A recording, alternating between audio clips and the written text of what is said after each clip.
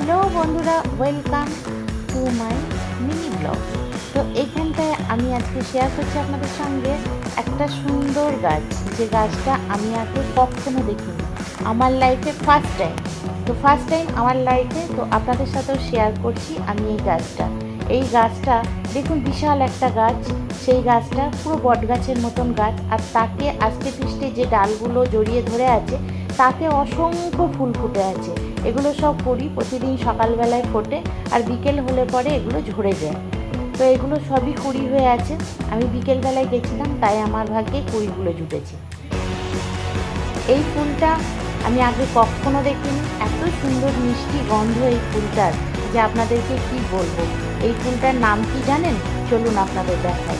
এই ফুলটা দেখুন, যে পাপড়িটা আমি ধরে আছি, এই মাথার উপরে যে পাপড়িটা, ফুলটা ফুটলে পরে ওটা পুরো একটা সাপের মতন দেখতে লাগে। আর নিচে দেখুন একটা ছোট্ট শিবলিঙ্গের মতন শিবলিঙ্গ দেখা যাচ্ছে।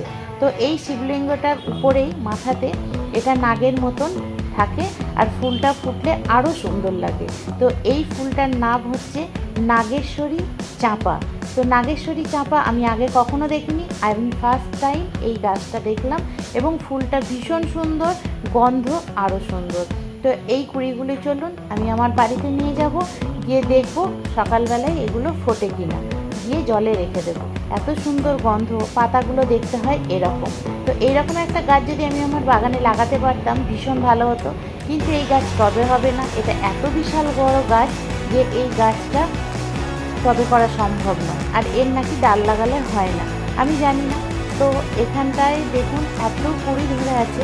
তো আমি তো লোভ সামলাতে পারিনি, তাই কিছু কুড়ি আমি বাড়ি নিয়ে এসেছি। আপনারা কারা কারা এই ফুলটা চেনেন আর আগে দেখেছেন, কমেন্টে আমাকে জানান যে এই ফুলটা আপনারা আগে দেখেছেন কি না। আমি দেখলাম লাইফে ফার্স্ট টাইম, তাই আপনাদের সাথে শেয়ার করলাম। আপনারা বলবেন যে আপনারা আগে এই ফুলটা দেখেছিলেন কি না। বাই, সবাই ভালো থাকবেন।